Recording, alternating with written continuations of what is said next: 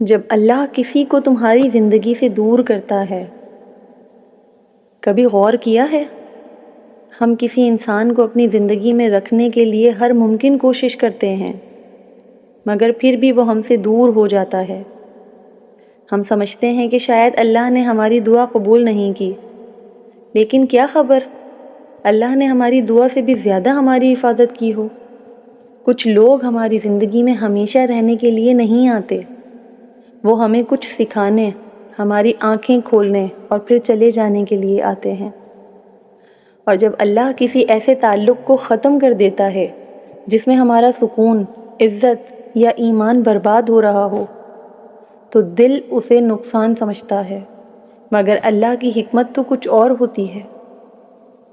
قرآن ہمیں یاد دلاتا ہے، ممکن ہے تم کسی چیز کو ناپسند کرو اور وہ تمہارے لیے بہتر ہو، اور ممکن ہے تم کسی چیز کو پسند کرو اور وہ تمہارے لیے بری ہو۔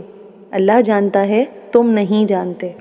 اس لیے اگر کوئی شخص تمہیں چھوڑ کر چلا گیا ہے تو ہر بار خود کو قصوروار مت سمجھو، اس کے پیچھے بھاگنا چھوڑ دو۔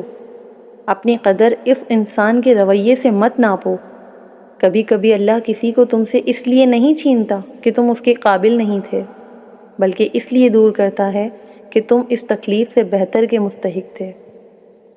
بس صبر کرو، جو اللہ کے لیے چھوڑ دیا ہے اللہ اسے ضائع نہیں کرتا۔